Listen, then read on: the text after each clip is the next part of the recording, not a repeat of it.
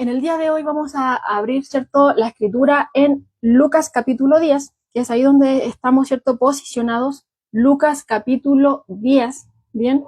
Ya hemos visto algunas cosas, por ejemplo, lo más reciente, donde nuestro Señor Jesucristo ha escogido a 70. Veíamos ahí que aparte de los 12, Él tenía otros discípulos, ¿cierto?, que estaban siendo instruidos también por Él, y Él los envía delante de Él para que prepararan, ¿cierto?, el camino, por así decirlo, ¿ya? Fueron a estos lugares donde Él iba a ir para que esta gente, antes de que Él llegara, conociera acerca del mensaje, tuviera sus corazones preparados para la venida del Mesías, ¿ya?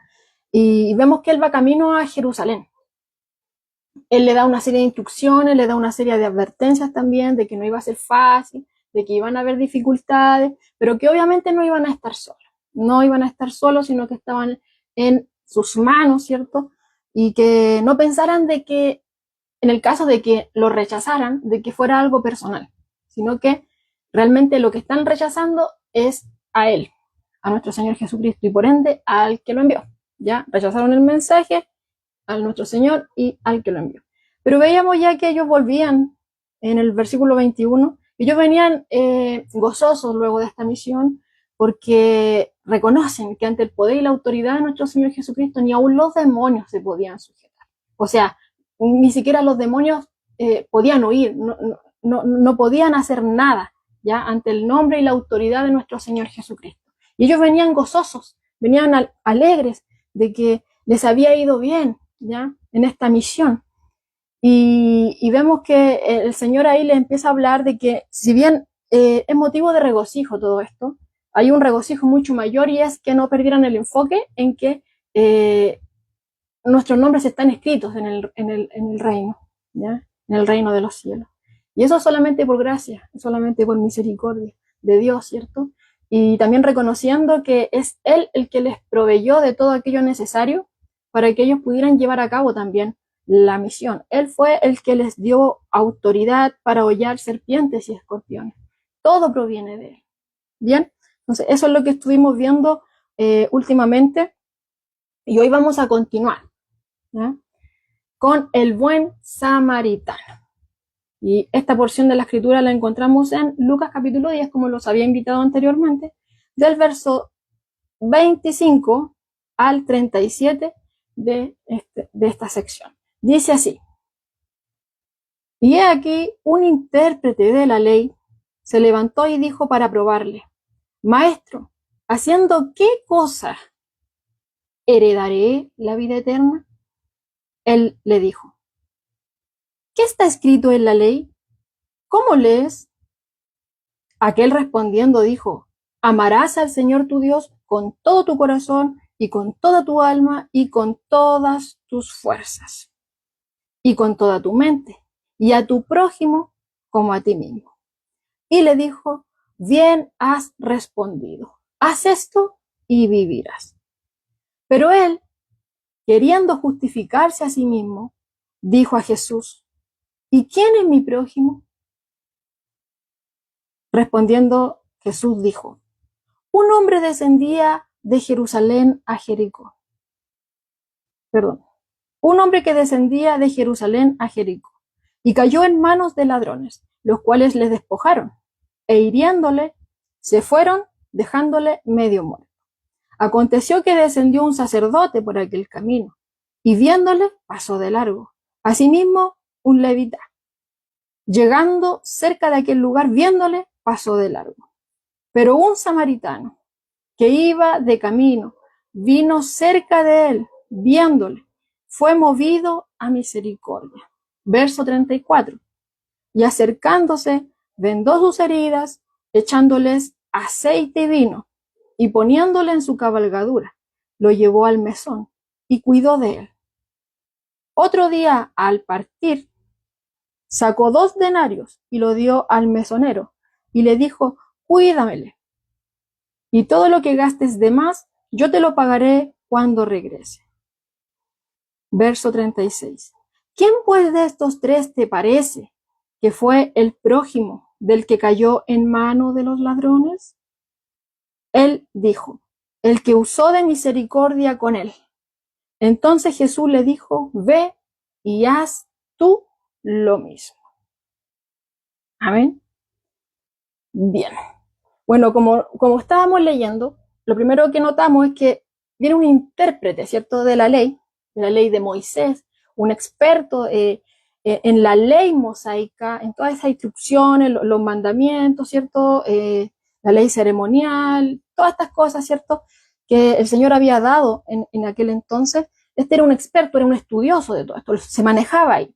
Y también enfocado, ¿cierto?, en las tradiciones rabínicas, ¿ya?, que se habían formado con el paso del tiempo, que se habían ido añadiendo. Entonces, este personaje que vemos acá era un estudioso, era un intérprete, era un experto, ¿cierto?, aquí en la ley. Y este personaje viene a Jesús con una pregunta, y esa es la pregunta clave, hermano, para toda esta porción que hemos estado leyendo el día de hoy. Y la pregunta, ¿cuál es? La vemos acá en el versículo 25, que dice, ¿qué haré para heredar la vida eterna? ¿Ya? ¿Qué cosa tengo que hacer para poder heredarla? ¿Ya? Bueno, como estuvimos leyendo, esta parece a simple vista una pregunta sincera, ¿ya? Y de hecho hay muchos como comentaristas que también apuntan hacia allá, de que esta fue una pregunta sincera, de que realmente este hombre tenía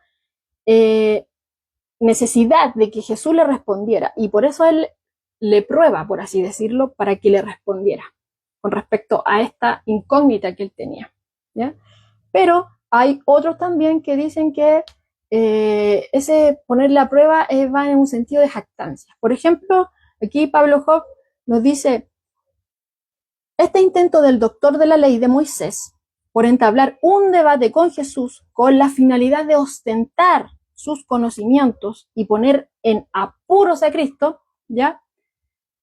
Preparó, dice aquí, el perfecto escenario para que Jesús relatara una de las parábolas más hermosas e instructivas que se encuentran en los evangelios sinópticos. Bien, entonces vemos ahí, como les decía, que aunque esta pregunta parece sincera, ya el texto ahí, como lo leíamos, dice que era para ponerlo a prueba, ¿ya? Para probarle. Entonces, como dice acá Pablo Hock, quizá fue con esta intención, ¿cierto?, de entablar un debate para él poder ostentar sus conocimientos y así poner en apuro, ¿cierto?, al Señor. Pero sea como sea, ya que sea que realmente haya tenido esa pregunta como incógnita y quería una respuesta y por eso le prueba, o que lo haya hecho en un sentido, ¿cierto?, enfocado en ponerlo en apuros, como leímos acá, y ostentar, ¿cierto?, hacer relucir sus conocimientos, sea como sea, eso, hermano, pasa a un segundo plano cuando realmente ponemos la vista en lo más importante, que es lo que nos quiere enseñar acá el Señor, ¿ya? ¿Y qué es lo más importante acá? Recordemos que él inicia con una pregunta, ¿qué debo hacer para obtener la vida eterna? ¿Qué haré, Señor? Dímelo, ¿ya? Entonces, esa pregunta, sea cual sea la intención que había en su corazón para hacer esa pregunta, eso prepara el escenario, hermano, para que el Señor le dé como respuesta la parábola del buen samaritano. Sí, esta parábola del buen samaritano surge como respuesta a esta pregunta que hace el intérprete de la ley. Vuelvo a repetir, la parábola, ¿cierto?, del buen samaritano es la respuesta a esa pregunta que el intérprete acaba de hacer al Señor, ¿ya? Y vemos aquí cómo el Señor paso a paso va teniendo paciencia con este hombre y va ahí profundizando, ¿cierto?, echando a un lado una serie de situaciones para poder llegar al fondo. Vamos a ver cómo el Señor trata con él, ¿ya? Y vemos que el Señor le responde a la pregunta, pero hablándole, por así decirlo, dentro del mismo territorio en el que este hombre se sentía familiarizado, en el territorio donde este hombre se sentía, podríamos decir, tranquilo, porque era el terreno era como su zona de confort, porque recordemos, era experto en la ley, conocía la ley, sabía lo que decía, tenía conocimiento, ¿ya? Entonces el Señor, hablándole en ese mismo terreno, le pregunta, es como si le hubiera dicho, tú, experto de la ley, ¿qué está escrito en la ley? ¿cómo lo interpretas? ¿Ya? Y vemos que aquí, ¿cierto? Él da una respuesta que podríamos decir que son dos, ¿ya? La primera parte de esta respuesta, cuando él dice, amarás al Señor tu Dios con todo tu corazón y con toda tu alma y con todas tus fuerzas y con toda tu mente, ¿ya? Bueno, ahí estaba citando Deuteronomio 6:5. Ahí aparece esta porción. Entonces, él, ¿cierto?, responde en primera instancia con esta cita. Entonces, ¿qué es lo que tengo que hacer para ganar o obtener o para obtener la vida eterna? Y el Señor le dice, ¿qué lees? ¿Cómo interpretas? Tú que eres conocedor de la ley, ¿qué dice la ley? Y él dice, sí, ya conozco los requisitos. Deuteronomio 6:5, amarás al Señor tu Dios con todo tu corazón, con toda tu alma. Nótese la profundidad, no es algo superficial, con todo tu corazón, con toda tu alma, con todas tus fuerzas, con toda tu mente, con todo, ¿ya? Eso responde en primera instancia y luego continúa. Y a tu prójimo como a ti mismo, ¿ya? Bueno, ahí hablábamos de los 10 mandamientos. La primera sección, ¿cierto?, va enfocada 100% a Dios. Ahí, como veíamos, era con todo, con tu corazón, con toda tu mente, con todas tus fuerzas, con todo, y a tu prójimo. Los otros mandamientos, ¿cierto?, van enfocados al prójimo. Entonces dice, y a tu prójimo como a ti mismo. Y ahí ya está citando Levítico 19, verso 18. Ahora, hermano, ¿habrá estado mal esta respuesta? No estaba mal, ¿ya? De hecho, cuando a nuestro Señor Jesucristo le habían hecho una pregunta similar, ¿cuál era el más importante de los mandamientos? Él dio la misma respuesta que este intérprete, ¿ya? Eso lo encontramos en Marcos capítulo 12, del verso 28 al 31, que dice así. Jesús le respondió, el primer mandamiento de todos es, oye Israel, el Señor nuestro Dios, el Señor uno es. Y amarás al Señor tu Dios con todo tu corazón y con toda tu alma y con toda tu mente y con todas tus fuerzas, ¿ya? Este es el principal mandamiento. Y el segundo es semejante. Amarás a tu prójimo como a ti mismo. No hay otro mandamiento mayor que estos, ¿ya? Entonces, podemos ver ahí, comparándolo con la respuesta que nuestro Señor dio, acá, que vemos acá en Marcos, capítulo 12, es prácticamente, responde prácticamente lo mismo que respondió acá este intérprete, ¿ya? Entonces, Jesús por eso le dice, has respondido bien, ¿ya? Bien has respondido, pero no lo deja solamente. Nótese que dice, haz esto y vivirás. Haz esto y obtendrás la vida, ¿ya? Bien, tienes conocimiento, ¿ya? Entonces, el Señor le da a entender a él que era evidente, incluso al mismo intérprete, ¿ya? Que sí, conocía bien los requisitos de la ley para obtener la vida, ¿cierto? Entonces, ahora, como los conocía bien, quedaba algo que también era muy importante, ¿ya? Que no basta solamente con tener un conocimiento. No se queda solamente ahí. Por eso es que el Señor ahora le dice, ya sí tienes conocimiento, bien has respondido, no te equivocaste. Pero ahora lo único que tienes que hacer, lo que te falta es vivirla, ¿ya? Vivirla de la manera perfecta que Dios lo demanda. Y entonces obtendrás esa vida que me estás preguntando, esa vida eterna con Dios, ¿ya? Una eternidad con Dios. Ahora usted podría decir, ¿estaba Jesús afirmando que era posible ganar, cierto, la salvación, amando a Dios y a mi prójimo perfectamente como Él lo demanda? Sí, sí lo estaba diciendo, hermano.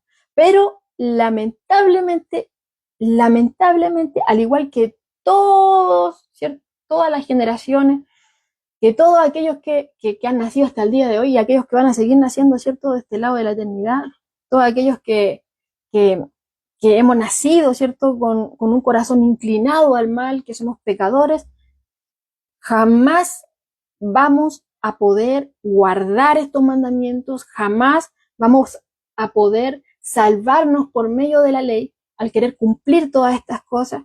¿Por qué? Porque jamás vamos a amar a Dios de esta manera.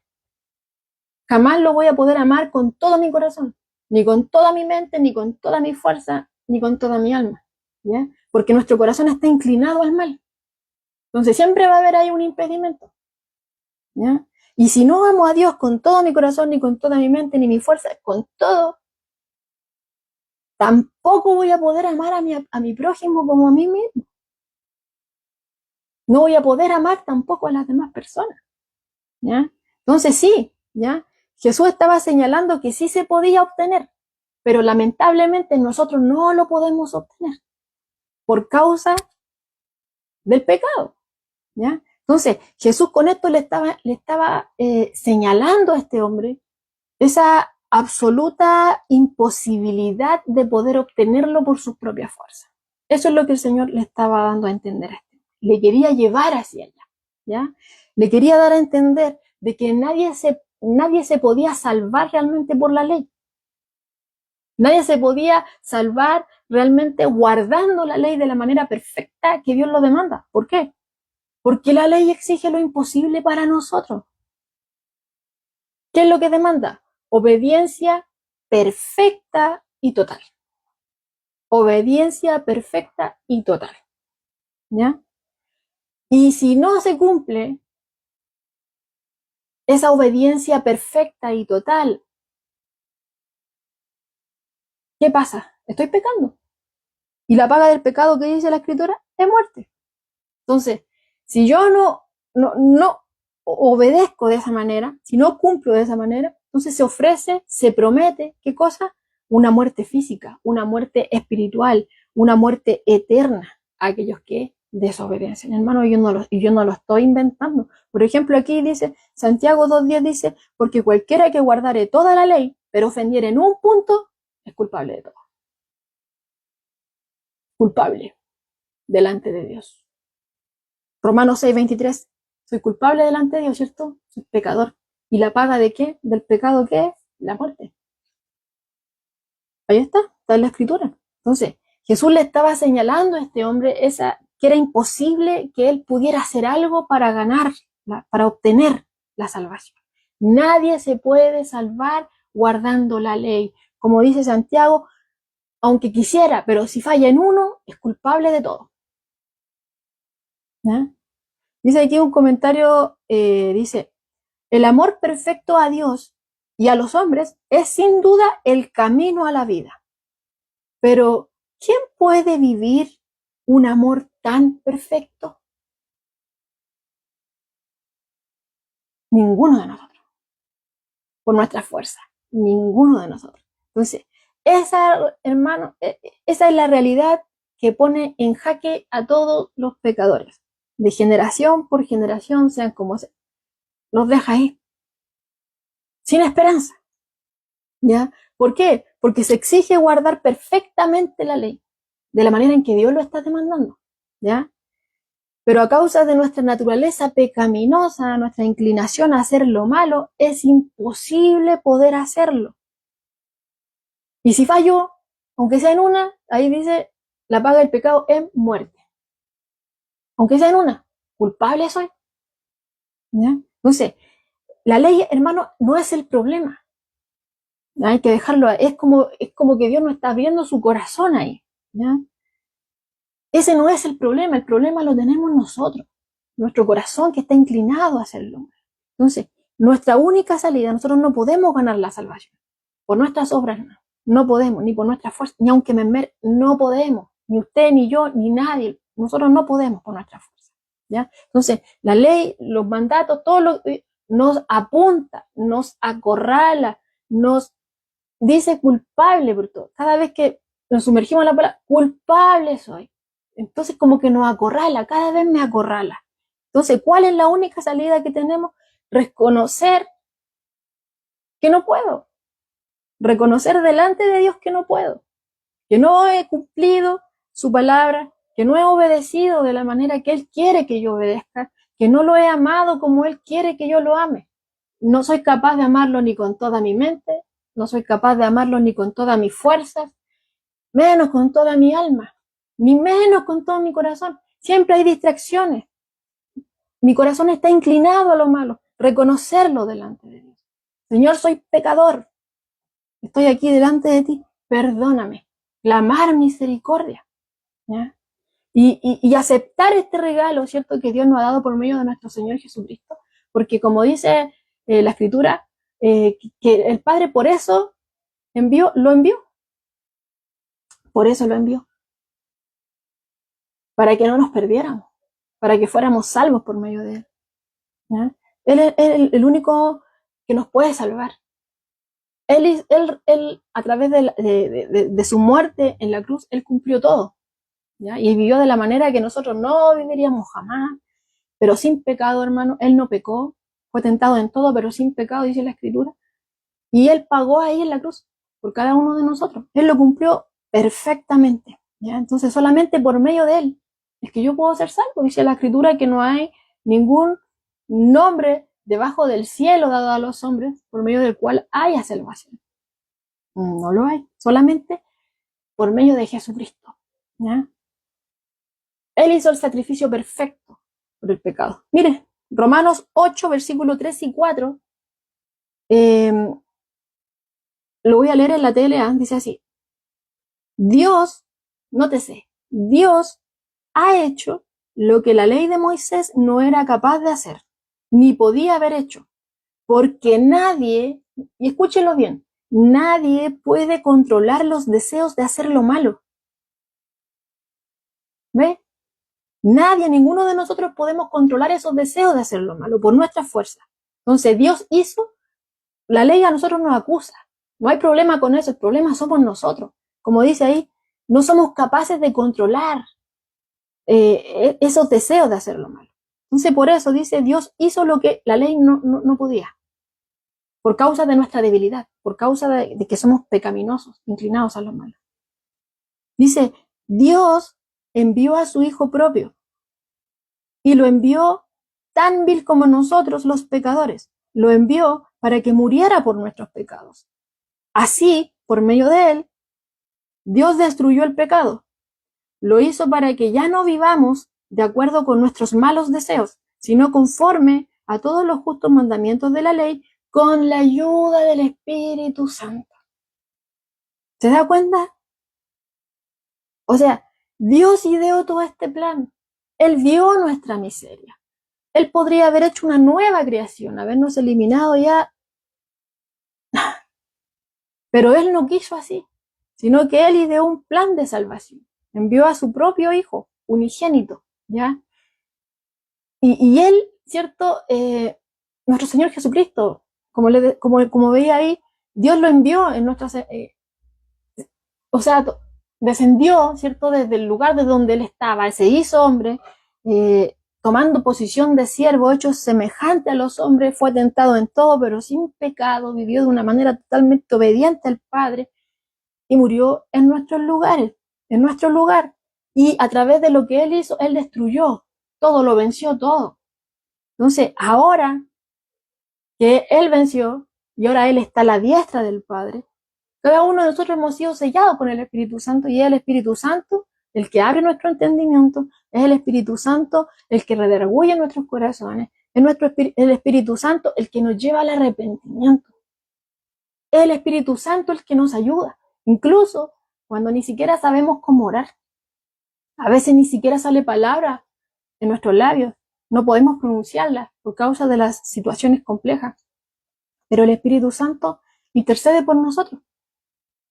¿Ya? Entonces todo esto, hermano, viene de Dios. No hay ninguna jactancia aquí de nosotros. ¿Ya? Yo no tengo nada que ofrecer delante de Dios. Nuestra única salida es reconocer nuestra condición delante de este Dios 3 veces santo. Y Él es 3 veces santo, yo soy pecador, pecador, pecador. Reconocer, clamar misericordia, pedir perdón. Un corazón contrito y humillado, el Señor no lo menosprecia. ¿Ya? Entonces, eso era lo que tenía que suceder. Eso era lo que el Señor estaba tratando de hacer, llevar a este hombre a esto. a que reconociera. Él preguntó, ¿qué debo de hacer? ¿Qué cosa tengo que hacer para ganar, obtener la vida eterna? ¿Cierto? Y el Señor ahí, como veíamos, moviéndose del mismo territorio que él, en el que él se sentía seguro, pues era experto de la ley. ¿Qué dice la ley? ¿Cómo la interpretas? ¿Qué requisitos, cierto, son los que se piden para obtenerla? Tal y tal. Ya. Ahora, vete, examínate ahí. Eso es lo que el Señor quería. Él dio una respuesta correcta, amar a Dios con todo y a tu prójimo como a ti mismo. Y el Señor le dijo, ahora ve y tú haz lo mismo. Y hazlo. No basta solamente con el conocimiento. El Señor quería que él confrontara ese conocimiento con lo que él vivía. Que reflexionara. ¿Realmente estoy amando a Dios con todo? ¿Estoy amando a mi prójimo como a mí mismo? ¿Realmente?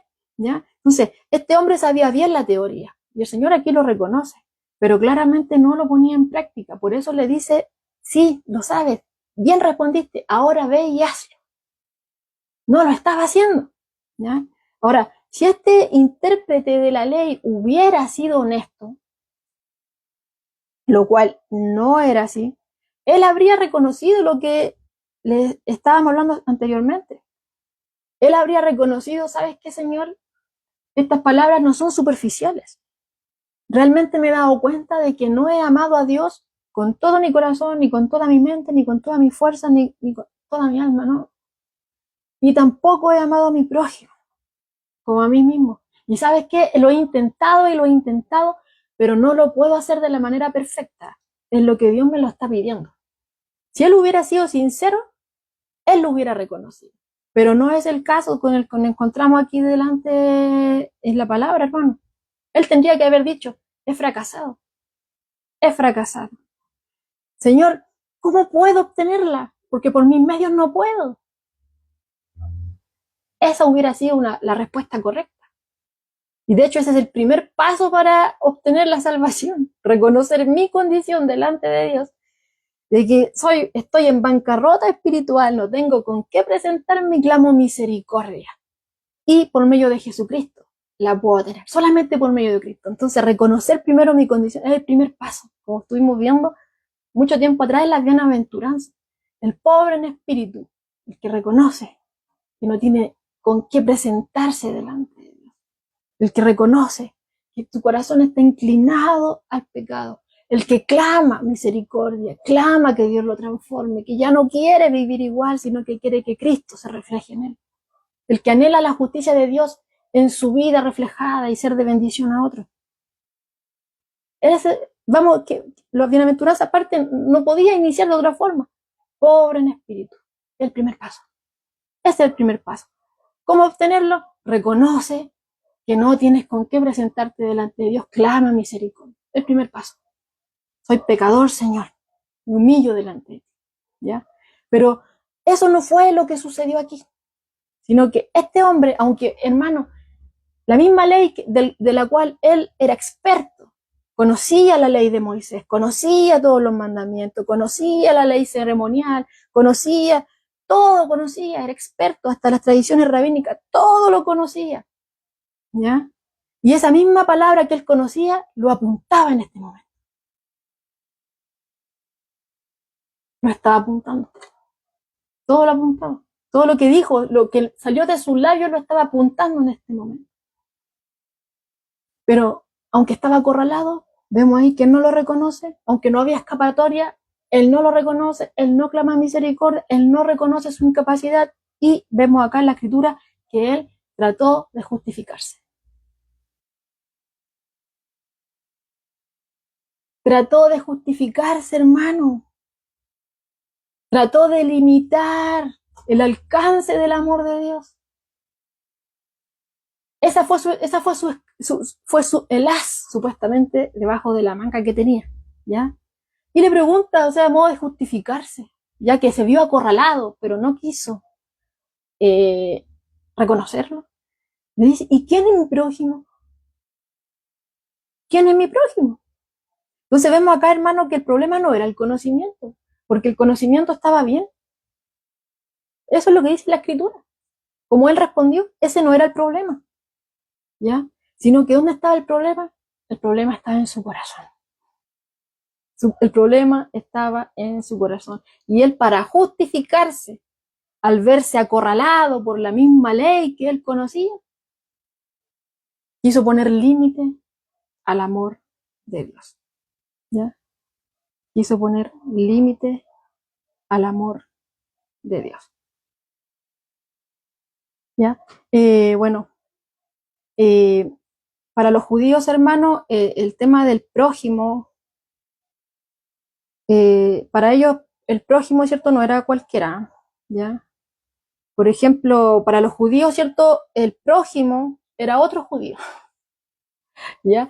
Para ellos era un amor condicionado, era un amor condicionado. Mi prójimo era otro como yo, un compatriota, ¿ya? Para ellos no eran considerados como prójimos, por ejemplo, un samaritano, o los gentiles, ya sea romano, sea griego, cualquiera que no fuera judío, para ellos no eran prójimos. O cualquier pecador público, y aunque fuese judío, por ejemplo, recaudadores de impuestos, prostitutas, etcétera, ¿ya? Entonces, para ellos un prójimo era otro judío, pero un judío respetable, o un gentil que se haya vuelto al judaísmo, ¿ya? Para ellos, eso eran prójimos, pero lo tenían muy limitado, ¿ya? Muy limitado. Solamente era una minoría para ellos, era un amor condicionado, ¿ya? Entonces eran judíos respetuosos de la ley y aquellos ya gentiles, pero que se habían convertido al judaísmo, ¿ya? Entonces, pero vemos que Jesús no era así. Para él el prójimo era aquel que estaba necesitado y no tenía límite. No era un amor condicionado como el que ellos tenían. Es por eso que, producto de todo esto que él ha estado hablando con este hombre, en base a esa pregunta que él hace anteriormente, ¿ya? ¿Cómo obtener la vida? El Señor le contesta con una de las más memorables, con una de las más poderosas ilustraciones. Él le pinta claramente el amor en acción, ¿ya? Y le cuenta esta parábola del buen samaritano. Y a través de esta misma historia, él amplía ese concepto del prójimo que tenía tanto este maestro de la ley como sus propios discípulos, como aquellos que estaban ahí, esos judíos en general que estaban también ahí, ¿ya? Porque para él no, como les decía, no tenía límite, no hacía acepción de personas. Para Jesús el prójimo era aquel que estaba en necesidad, no como los anteriores que estaban tratando de identificar quién es mi prójimo. Solamente una minoría, solamente mis compatriotas, solamente los que tienen afinidad conmigo, ¿ya? Jesús no. Y vemos acá el inicio de esta historia. Ahora, vuelvo a reiterar, es importante, hermano, recalcar que aunque constantemente se nos está hablando acerca de la importancia de ayudar a los necesitados, y es algo muy importante, ¿ya? Pero este no es el objetivo de esta historia. Este no es el objetivo de esta historia. Recordemos que la pregunta inicial fue, ¿cómo se hereda la vida eterna? ¿Ya? Entonces, esa pregunta de inicio fue la que propulsó que el Señor diera esta parábola como conclusión, ¿ya? Dicho en otras palabras, la parábola del buen samaritano, la parábola del buen samaritano es la respuesta a esa pregunta que hizo al principio este experto de la ley, ¿ya? Es importante ayudar a los necesitados, pero el Señor a través de esta historia quería mostrar de la manera perfecta que Dios quiere que amemos. Y al mostrarnos esto de la manera perfecta que Él quiere que se obedezca, nos damos cuenta de nuestra incapacidad, ¿ya? Que reconozcamos que hemos fallado. Y ese es el primer paso para obtener la vida eterna por medio de nuestro Señor Jesucristo. Reconocer quién soy, reconocer cómo estoy delante de Dios, reconocer mi posición, ¿ya? Entonces, nótese así, lo vuelvo a reiterar. Es importante el tema de lo necesitado, pero ¿por qué? ¿Por qué lo repito? Porque hay muchos que toman esta porción de la escritura, pero solamente se limitan a esto, pero no avanzan más allá. Y aquí el punto es que esta parábola es la respuesta a esa pregunta, ¿ya? ¿Cómo obtengo la vida? Reconociendo que no puedo con mi fuerza. Necesito la ayuda de Dios, ¿ya? Entonces, iniciemos con esta historia. Vemos acá, hermanos, que se nos dice que un hombre descendía de Jerusalén a Jericó. Se trataba de un hombre judío, ya como la audiencia que Jesús tenía en ese momento, ¿ya? Y este personaje iba viajando de Jerusalén a Jericó. Bueno, no es muy grande la distancia de Jerusalén a Jericó. Bueno, algunos dicen que son 25 kilómetros, otros 29, pero por ahí anda más o menos el rango de kilómetros, ¿ya? Entre 25, 21, 27, por ahí anda, ¿ya?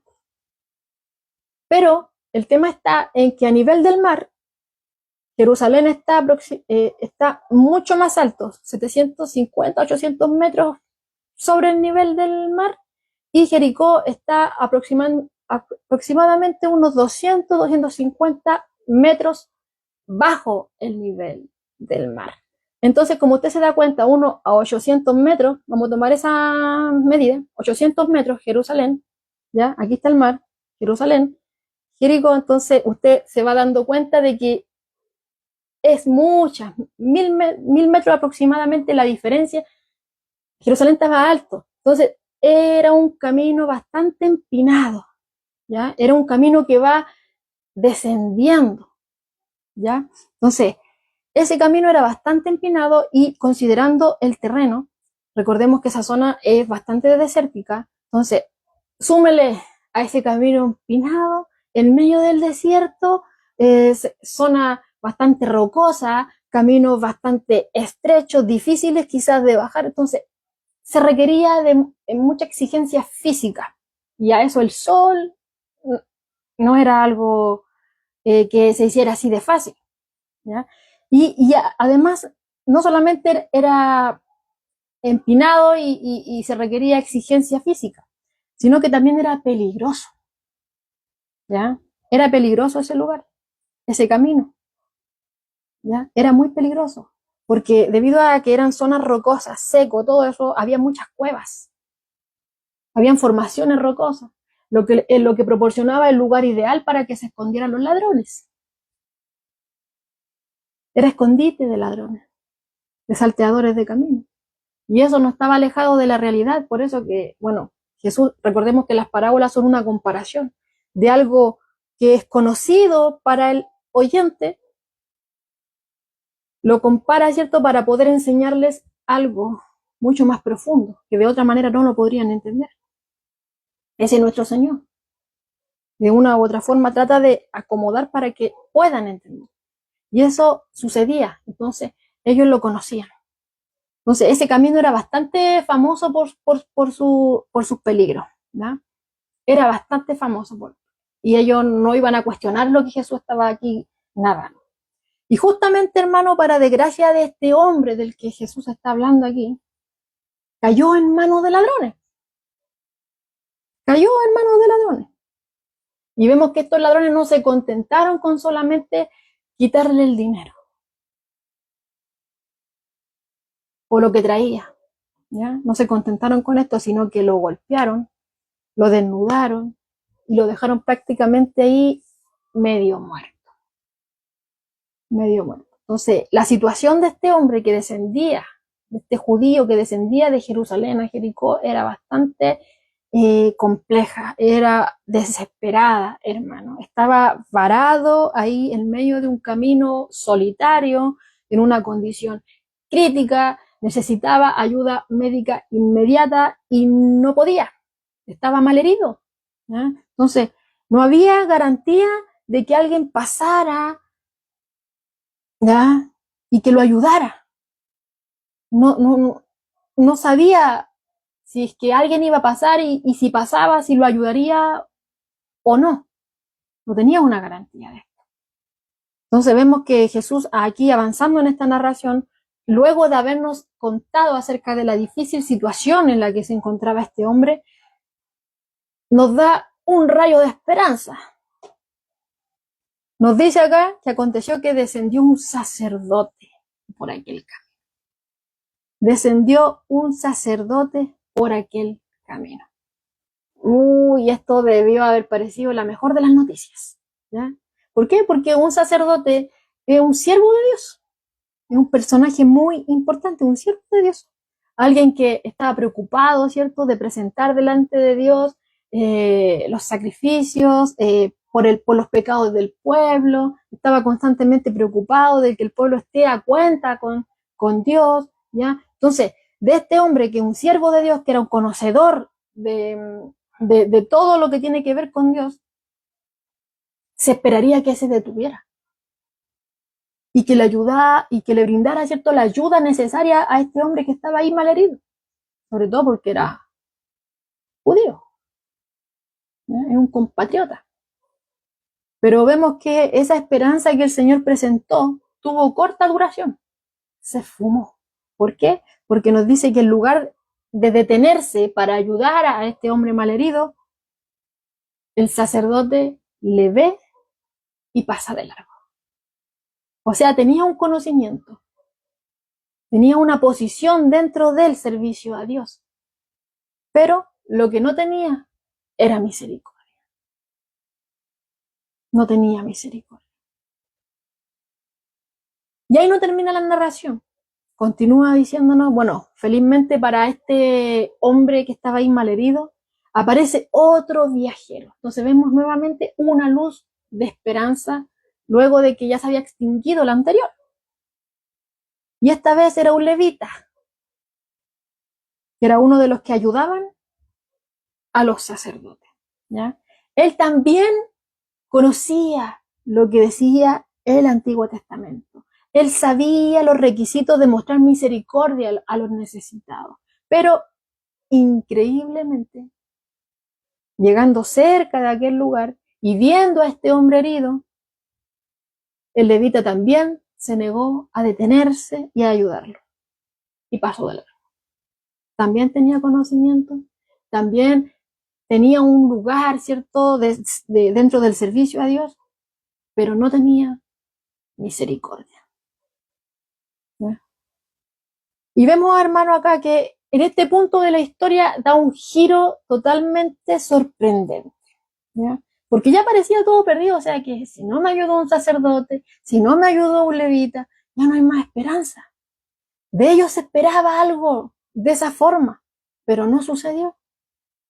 Pero vemos acá, hermano, que cuando todo parecía perdido, llegó una ayuda totalmente inesperada. Aparece un samaritano en escena. Aparece un samaritano en la narración de nuestro Señor Jesucristo. Y nos dice que él iba de camino y vino cerca del hombre que estaba ahí malherido. Ya hemos hablado en otros estudios de esta enemistad que había entre judíos y samaritanos, ¿ya? De hace mucho tiempo, esto viene desde mucho tiempo ya, esta enemistad. Entonces, el personaje que menos, o sea, el personaje del cual hubiéramos esperado que no le brindara ayuda alguna, hubiera sido este. Si hubiéramos puesto las tres opciones antes de lo que Jesús hubiera narrado, el que menos hubiera resonado ahí para brindar ayuda hubiera sido el samaritano. Y no los dos anteriores. Pero vemos que los dos anteriores no tenían el título de servidores de Dios, pero no tenían misericordia. Conocían la palabra, pero no tenían misericordia. Y vemos que este hombre, ya este samaritano, que era enemigo, ¿cierto?, con los judíos, vemos aquí que le presta ayuda a este personaje. Fue el que no fue indolente con este personaje que estaba lesionado, ¿ya?, con este judío, ¿ya? Él en contraste con los otros dos religiosos, no perdió su tiempo ahí preguntándose a sí mismo, ¿será que es un judío? ¿No, le prestaré ayuda? Tenemos enemistad. ¿Cómo yo, samaritano, voy a prestarle ayuda a un judío? Debería haber pasado de largo. Pero vemos aquí que él no pierde el tiempo así de esa forma, sino que en lugar de eso, él cuando vio la situación, él la analiza, él se acerca, ¿ya? Y fue movido a misericordia al ver cómo se encontraba, ¿cierto? Este hombre ahí malherido, despojado, golpeado. Tuvo misericordia y le brindó, hermano, libremente de su tiempo y de sus bienes. Le brindó de sus recursos. Vemos que en lugar de pasar de largo como lo hicieron los dos anteriores, él se acerca, ve las lesiones, vendó sus heridas, nos dice el Señor Jesús, y le echó vino y aceite en ella, ¿ya? Y esto de poner vino y aceite en las heridas, obviamente tenía un propósito, que era mantenerla desinfectada, que mantenerla blandita, por así decirlo, y con esto también ayudaba a aliviar el dolor que podría haber sentido. O sea, considere cómo él estaba, como hablábamos al principio. O sea, este era un camino empinado, en descenso, que en medio del desierto, rocas por aquí, rocas por allá, y él estaba ahí, todo malherido, sin nadie que lo acompañara, despojado de todo, lo asaltaron, ya le golpearon, y él estaba ahí, ¿ya? Entonces vemos ahí esa herida y al sol. ¿Cuánto? Bueno, el Señor está usando esto como parábola, no es algo que, que fue una historia que él dio en este momento, ¿ya? Pero lleva, ¿cierto?, a que ellos reflexionen acerca de esto. Era algo que ellos sabían que sucedía en esos lugares, que hubieran ahí asaltantes, por cómo era el lugar y todo eso, ¿ya? Entonces, vemos aquí que este fue el único que le brinda ayuda. Fue el único que realmente vio la necesidad de este hombre, no lo vio como un problema, no lo cuestionó ni nada, no lo vio como una pérdida de tiempo, sino que salió de auxilio. Y vemos que no terminó ahí únicamente con curar sus heridas, sino que él, en lugar de eso, él lo pone en su cabalgadura. Obviamente, si él lo pone en su cabalgadura, él iba caminando al lado de él y lo lleva ahí al mesón. Y se ocupa, ¿cierto?, de que él pueda estar ahí, alojarse ahí, y él lo cuida. Y a la mañana siguiente, ¿ya?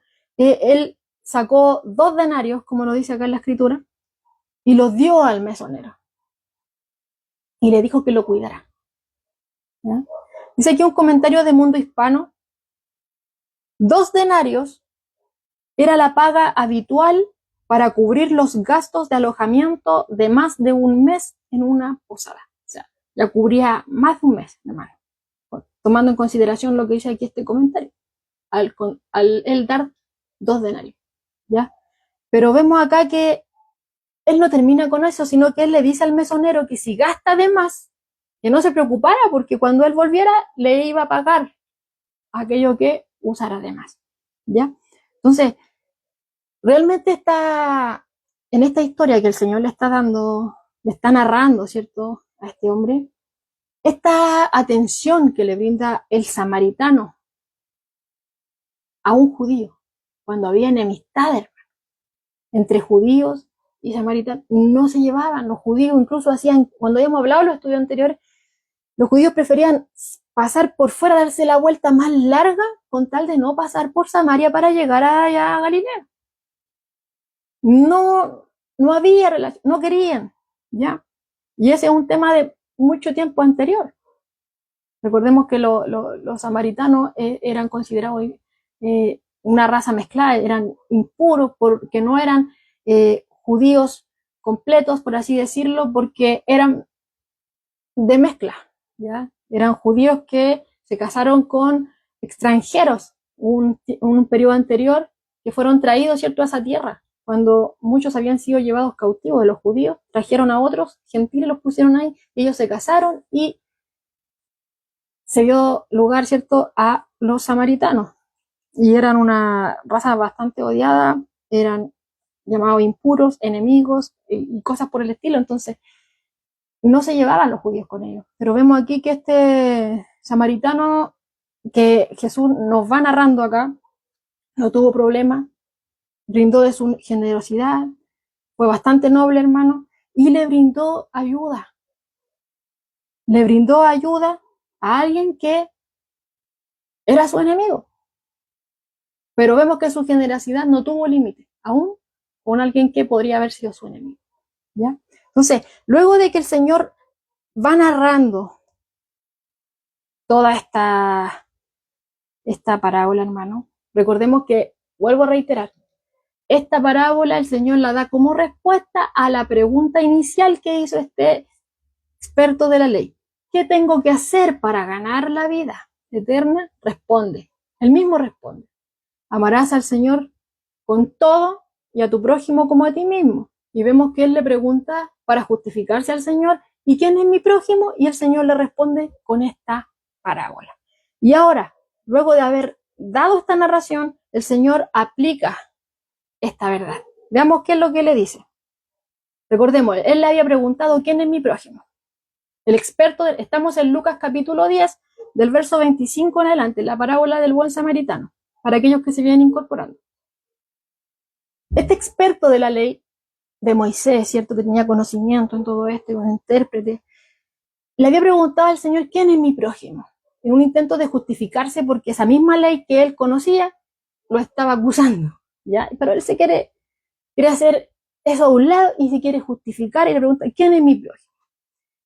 Y Jesús, vemos acá, hermano, que le formula una pregunta diferente a la que este intérprete había hecho. Le pregunta, ¿quién fue el verdadero prójimo del que estaba necesitado? El intérprete había preguntado, ¿quién es mi prójimo? Y Jesús la da vuelta y pregunta, ¿quién fue el prójimo del que estaba necesitado? Jesús cambió por completo el enfoque. ¿Ya? Cambió por completo el enfoque. Y él con esto, hermano, manifestó que era más importante estar ocupado en ser el prójimo de otro, de ser el prójimo de aquel que está necesitado. Es mejor estar ocupado en eso, en ser el prójimo del otro, en vez de estar perdiendo el tiempo en estar identificando quién es mi prójimo. El Señor cambió todo el enfoque, lo dio vuelta. Esto era más importante, ser el prójimo del otro, en vez de estarme preguntando quién es mi prójimo, de estar queriendo poner un límite para justificarme. ¿Ya? Y como les decía, o sea, de acuerdo con el pensamiento de aquel día, que para un judío su prójimo era otro judío, un judío respetable, volviendo a recordar, porque habían excepciones, habían judíos que para ellos no eran su prójimo, como eran los recaudadores de impuestos, como eran las prostitutas y así, ¿ya? Entonces, siguiendo esa línea de pensamiento que ellos tenían, el sacerdote y el levita eran el prójimo de aquel judío que estaba ahí malherido. Pero no actuaron como tal, de ninguna manera, sino que lo vieron y pasaron de largo. Tenían conocimiento, tenían una posición, tenían un renombre, un reconocimiento dentro de, pero no tenían misericordia. ¿Ya? Conociendo lo que Dios dice acerca de eso. Entonces, vemos que el Señor le está enseñando con esto, ¿ya? Le está enseñando con esta parábola que el prójimo es aquel que muestra un amor práctico, ¿ya? Un amor que no tiene límite, un amor que no hace acepción de personas. O sea, como les decía hace un momento, para ellos el prójimo era limitado, era condicionado. ¿A quién era? Mi prójimo, un compatriota respetable, ¿ya? Pero Jesús no, con esta parábola le está enseñando que está ampliando ese concepto que ellos tenían. No tiene límite. No hace acepción de personas. Le está enseñando que el prójimo no se define por la cercanía con la que yo tengo con la persona. El prójimo no se define porque seamos de la misma raza o que tengamos afinidad, no, sino por la necesidad. Eso es lo que el Señor le está diciendo acá. Que el amor al prójimo, ¿cierto?, se define por la necesidad. Lo demás está de más. En otras palabras, mi prójimo es aquel que está enfrente de mí con necesidad. Sea quien sea, esté donde esté. Eso es lo que el Señor está diciendo acá. Ese es mi prójimo. ¿Ya? Y obviamente aquí vemos que a los bandidos está de más, bueno, no está de más recalcar que ellos, cierto, no le importaba que el hombre estuviera moribundo, no le importó solamente robarle, sino que no le importó nada de él. ¿Ya? Pero vemos que esa falta de sentimientos humanitarios, por así decirlo, no es tan impresionante cuando lo comparamos con lo de los dos religiosos que Jesús no habló. ¿Ya? No son tan impresionantes como la que manifestaron estos religiosos. Ahora usted podría haber dicho, ¿pero qué? ¿Cometió algún pecado el sacerdote y el levita? ¿Hicieron algún acto malvado con el hombre? No hicieron nada. Y ese fue el problema, que no hicieron nada. Teniendo conocimiento, no hicieron. No hicieron nada. Y ese fue el problema, que no hicieron nada. ¿Su pecado cuál fue? El de omisión. Dice aquí Pablo Job, Jesús tenía mucho más que decir respecto de los pecados de omisión que los de comisión. Y ya lo hemos visto, o sea, cuando dice, ay de ti Corazín, ay de ti Betsaida, que si en Sodoma, en tales lugares, en Tiro y en Sidón, se hubieran hecho los milagros, hubieran tenido el privilegio que ustedes tuvieron, hace rato que se hubieran arrepentido. Y tú, Capernaum, que eres elevada hasta el Hades serás abatida. Ellos no habían, esas zonas, no habían perseguido al Señor. Esas zonas no lo habían echado, no se habían burlado de él. Jesús había hecho muchos milagros. Jesús había dado enseñanzas. Capernaum era el centro de operaciones de nuestro Señor Jesucristo. No hicieron nada en contra de él. Pero ¿cuál fue su pecado? ¿Por qué Jesús lo estaba juzgando? Por la indiferencia. Porque a pesar de que vieron las señales, a pesar de que oyeron el mensaje, no se rindieron. Entonces, como dice aquí Pablo Job, Jesús tenía mucho más que decir respecto de los pecados de omisión, de los que no se hacen, que de los que se cometen, los de comisión. Y lo ha venido haciendo. No responder a, teniendo conocimiento, habiéndosenos dado, el Señor aquí vemos que lo cuestiona. Entonces, no son nuestros pecados principalmente de esta categoría, dice Pablo Job. Claro, porque muchas veces dicen, no, si yo no hice nada. Y ese fue el problema, que no hicimos nada. Teniendo conocimiento, mire, Santiago 4:17, al que sabe hacer lo bueno y no lo hace, le es contado por pecado. Al que sabe hacer lo bueno, al que tiene conocimiento de hacer lo bueno y no lo hace, es pecado. Entonces, vemos acá, hermanos, claramente que no basta con saber la palabra. No basta. Como dice la palabra, es viva, la palabra es eficaz, es más cortante que una espada de doble filo, penetra esta parte, como les decía, me transforma. ¿Ya? Y como leíamos anteriormente, con la ayuda del Espíritu Santo es todo esto, si por nuestra fuerza es imposible. ¿Ya? Entonces, no basta solamente con conocer, no basta solamente el conocimiento. ¿De qué me sirve el conocimiento si sabiendo hacerlo no lo hago? Eso es lo que el Señor está diciendo aquí. La palabra es viva, hay que vivirla, tiene que cobrar vida. ¿Por qué es viva? Algo tiene que producir en mí. Algo produce en mí. Entonces, a la luz de esto nos podemos preguntar, ¿mi fe se queda, hermano, solamente en las palabras? ¿O se expresa en acciones? Pregúntese a sí mismo, ya sincero, o sea, nuestra fe muchas veces se queda en las palabras. Muchas veces se quedan las palabras y tenemos que reconocerlo. Al igual como este experto de la ley, muchas veces tenemos conocimiento de la palabra, pero hasta ahí llegamos. Y ahí el Señor nos dice, bien has dicho, bien has respondido, pero ahora ve y hazlo. Lo podremos hacer de la manera perfecta porque muchos dirán, no, si yo lo hago. pero de la manera perfecta en que Dios lo está demandando. No es algo superficial, sino que tiene mucha profundidad. Ahora veamos, ¿qué fue lo que este hombre al Señor Jesucristo? Voy a quitar esto un poquito. Ahí sí, un problema de señal. Ahí creo que ahí se restauró. Bien.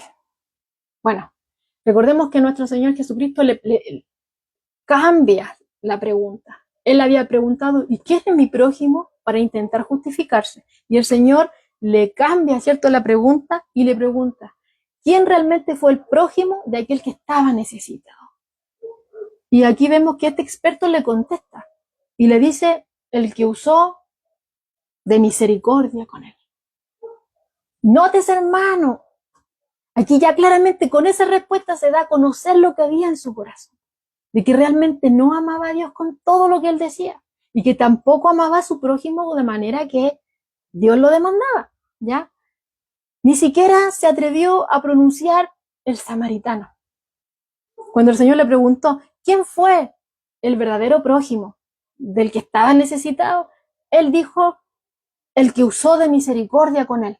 Ni siquiera se atrevió a pronunciar por sus labios, ni siquiera se atrevió a gastar aire, en modular, nada de decir el samaritano.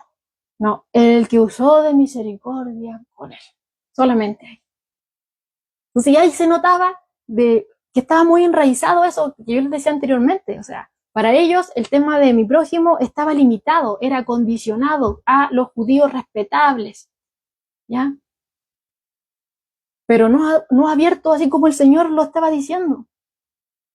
Para ellos era un compatriota, pero Jesús dijo que no. Estaba diciendo que mi prójimo es aquel que está enfrente de mí necesitado, ¿ya?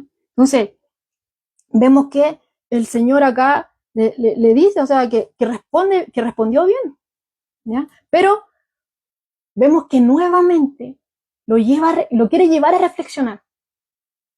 Y le dice que sí. Le dice, pero ahora ve y tú haz lo mismo.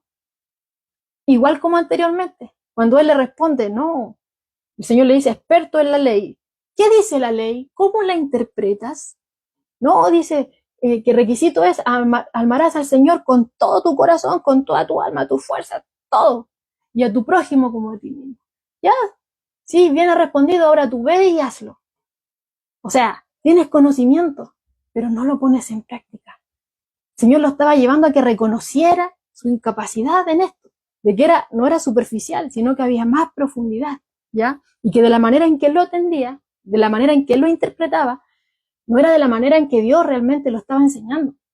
Era mucho más amplio el concepto. Y a través de esta parábola el Señor le responde, ¿ya?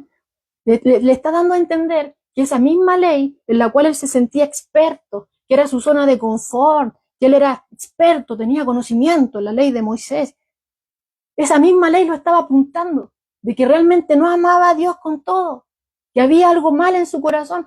La palabra no era el problema, el conocimiento que tenía no era el problema estaba en su corazón. Él trató de limitar el amor de Dios y por eso dijo, ¿y quién es mi prójimo? ¿Ya? Entonces vemos acá que Jesús le dice nuevamente, ve y haz tú lo mismo. La pregunta que él había tratado de evadir al principio, la respuesta que él había tratado de evadir al principio, vemos aquí que nuevamente se la hace. Nuevamente se lo dice. Nuevamente lo quiere llevar a que reconozca que no puede, que está imposibilitado, de que quizás sabes que sí, Señor, he tratado de amar a Dios con todo y a mi prójimo también como a mí, pero no puedo. No puedo. Y si no puedo, entonces no puedo obtener tampoco la vida por mis propios medios. Reconocerlo. Porque obviamente, como les decía al principio, el planteamiento de aquí de Cristo es que nadie, ninguno de nosotros, hermano, puede ganarse la salvación por medio de las obras de la ley. Ninguno. Porque la ley exige algo que es imposible para nosotros por causa de lo pecaminosos que somos, de nuestra inclinación al pecado. Demanda obediencia completa y perfecta. Y nosotros no podemos hacerlo. Entonces, vemos acá que este hombre tenía que haberse dado cuenta de que no tenía esa clase de amor. Ya no tenía cómo justificarse. Ya antes lo trató de hacer. Cuando se vio acorralado por la misma ley que él conocía, trató de justificarse. Pero aquí ya no tenía con qué más justificarse. Tenía que reconocer solamente que no tenía este tipo de amor, que no amaba a Dios de la manera que Dios lo demandaba, ni tampoco amaba al prójimo de la manera que Jesús lo estaba expresando acá, que no tiene límite. Solamente mi prójimo es el que está enfrente de mí y que está necesitado, sea quien sea, incluso mi enemigo. ¿Ya? No lo tenía. Entonces, y esa es una acusación, hermano, para todos nosotros. O sea, no podemos decir, oye, este experto de la ley que tenía conocimiento, pero no. Nosotros también somos así. ¿Ya? Y por nuestras fuerzas jamás vamos a poder amar a Dios con todo. Y si no amo a Dios con todo, ¿podré amar a mi prójimo? Imposible. Y menos como a mí mismo. Imposible. ¿Ya? Entonces, si no tenemos ese tipo de amor que Dios demanda por Él ni por el prójimo, no tengo nada. O sea, ¿cómo voy a querer ganarme, salvarme por medio de la ley? No, que quiero cumplir, que tiene que ser así. Santiago decía, el que quiere hacerlo, aunque se equivoca en uno, no cumple uno, es culpable de todo. Y la paga del pecado es muerte, dice Romano. ¿Ya? Entonces, más claro, ya está. Entonces, es imposible que nos salvemos por nuestras propias obras. Ese es el pensamiento que el Señor lo quiere llevar a este hombre. Este hombre inicialmente pregunta, ¿cómo? ¿Qué tengo que hacer para obtener la vida eterna? Y Jesús con todo esto lo está llevando aquí a que se dé cuenta de la imposibilidad que él tiene de poder hacer algo para ganar la salvación. Es imposible. Necesito reconocer mi condición delante de Dios. ¿Qué es lo que necesito? ¿Qué tengo que hacer? Reconoce tu condición. Humíllate delante de Dios. Reconoce que estás en bancarrota espiritual, que no tengo con qué presentarme delante de Él. Clama misericordia. Y ven a Cristo en arrepentimiento y fe. Ese es el primer paso para obtener la salvación. Escapa de mis manos. Yo no tengo nada que ofrecer. Eso es lo que el Señor quería que este hombre reconociera. ¿Qué cosa puedo hacer para obtener? Nada. Reconoce que eres pecador y humíllate delante de Dios. Eso es lo que tenía que hacer. ¿Ya? Y se lo muestra ahí, a través de esta parábola. Esta parábola es la respuesta, la parábola del buen samaritano es la respuesta a la pregunta que este hombre hizo al principio. ¿Qué haré para obtener? ¿Qué cosa tengo que hacer? No puedes añadir nada. La ley te apunta. ¿Ya? Y era un experto de la ley, o sea, la misma ley que él conocía lo estaba acusando aquí. Entonces, es imposible que nos salvemos por nuestras propias obras, ¿ya? En cambio, tenemos que venir a Cristo en arrepentimiento y fe, porque Él es el único que pagó, ¿cierto?, por todas las cosas. Y cada vez, ¿cierto?, que nosotros no amamos a Dios con todo y no amamos a nuestro prójimo como a nosotros mismos, estamos pecando. Pero dice la Escritura que si nosotros reconocemos nuestros pecados, venimos delante de Él, reconocemos nuestros pecados, Él es fiel y justo para perdonarnos y limpiarnos de toda maldad. Hermano, solamente en Cristo hay salvación. Solamente en Cristo hay salvación. Yo no puedo añadir nada, usted no puede añadir nada. Cristo ya lo hizo y lo pagó completo. Entonces, y no finaliza ahí, sino que el mismo que te salva, Él mismo te transforma. Y Él mismo te va a ayudar, te va a brindar los recursos para poder amar a Dios de una manera mejor y poder amar al prójimo de una manera mejor. Solamente por medio de Él, como lo estuvimos leyendo anteriormente, todo esto es por medio del Espíritu Santo, pero todo esto proviene de Dios, ¿ya? Entonces, Él nos va a brindar todo eso, porque no lo podemos hacer por nuestras fuerzas. Tenemos que tener a Cristo en nuestras vidas, dándonos vida para poder, ¿cierto?, obedecer. Y obviamente todo esto es para gloria de Dios, porque nosotros somos inclinados a lo malo. Como les decía al principio, si el problema no es la ley, ahí está expresado el corazón de Dios. El problema está en nosotros, que nuestro corazón está torcido, perverso, inclinado a la maldad. Ahí está. Entonces, eso es lo que el Señor estaba queriendo llevar a este hombre, a que reflexionara en las mismas palabras que él pronunció, el mismo conocimiento que él tenía, lo estaba acusando a sí mismo, pero no quiso reconocerlo, hermano. La única respuesta adecuada era que él reconociera esa imposibilidad de hacer alguna cosa para poder obtener. Los requisitos ya lo sabía, pero Dios lo demanda de manera perfecta, y él de manera perfecta no lo podía hacer. Imposible. Tenía que suplicar misericordia. tenía que suplicar perdón, tenía que reconocer delante del Señor, ¿sabes qué? No puedo hacerlo. He tratado, pero no puedo. Y menos si ahora lo estás ampliando diciéndome que mi prójimo incluso puede ser un samaritano. Lo llevó al punto extremo de alguien que ellos despreciaban, ¿ya? Entonces, él tenía que haber reconocido todo esto, pero vemos acá que no lo hizo. Él tendría que haber suplicado como ese publicano que decía, Señor, sé propicio a mi pecador. Pero no lo vemos así en la Escritura, ¿ya? No vemos ningún indicio, ninguna indicación de que él procediera de esta manera, sino que vemos que aquí su orgullo, su justicia propia, le mantuvieron cautivo. ¿Amén? Entonces, hasta aquí llegó esto. No aparece nada más de él aquí en esta porción de la Escritura. ¿Amén? Entonces, es maravilloso, hermano, cuando nosotros estudiamos la palabra, porque como les decía hace un momento, hay muchos que limitan esta parábola del samaritano, enfocándolo únicamente en quién es mi prójimo, y no está mal. Pero vemos acá que esto es un todo. Esta parábola es la respuesta a la pregunta inicial que hizo este experto en la ley, ¿ya? ¿Qué tengo que hacer? ¿Qué cosa, Señor? Dímelo para poder obtener la vida eterna. Y vemos que el Señor le da paso a paso, le va sacando ahí, va llegando al fondo de su corazón para que él se dé cuenta de que es imposible por sus fuerzas poder salvarse, de que esa misma ley que él conocía realmente lo acusaba, de que solamente tenía el conocimiento, pero no lo aplicaba, ¿ya? Y así somos nosotros, ¿ya? Conocemos las cosas de Dios, pero muchas veces no lo aplicamos. ¿Y eso qué nos lleva? A reconocer que no amamos a Dios como realmente Él lo demanda de nosotros. Y que realmente no amo a mi prójimo de la manera perfecta que Dios quiere que yo lo haga. Reconocer. Entonces, ¿cuál es la respuesta a la pregunta de este experto de la ley?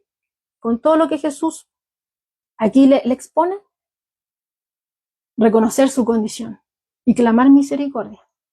Amén. Bueno, y hoy nosotros teniendo más luz que aquellos que estaban en aquel contexto, nos damos cuenta que realmente, como dice la Escritura, no hay otro nombre dado debajo del cielo a los hombres por medio del cual hay salvación, sino solamente por medio de Cristo. Amén. Nosotros no podemos añadir nada, no podemos agregar nada, no hay nada que yo pueda hacer, con lo cual, oh Dios, me vas a dar la salvación porque yo hago, y cumplo. Pero aunque haga lo que haga, nunca va a ser de la manera perfecta que Dios lo demanda. Solamente Cristo, hermano. A Él, ¿cierto? El Padre dijo, este es mi Hijo amado en el cual tengo complacencia. Solamente en Cristo se cumple. Solamente Cristo cumplió de manera perfecta. Solamente en Él tenemos esperanza. Amén. Sin Él estamos perdidos. Todo nos acusa, culpable. La paga del pecado es muerte. Pero por medio de Cristo se nos abre ahí paso. Se nos abre ahí, nos llega un rayo de luz, de esperanza, a la condición en la cual nosotros estábamos. Amén. Así que, y todavía está abierto. O sea, podemos venir a Cristo en arrepentimiento y fe. Y reconocer, Señor, ¿sabes qué? Muchas veces mi fe se queda en palabras. Vengo a tu palabra, tú me instruyes a través de ella, pero no aplico. Y hago todo lo contrario, Señor. Pero reconózcalo y pídale ayuda, porque el Señor le brinda de todos los recursos para que nosotros podamos andar como Él quiere que nosotros andemos.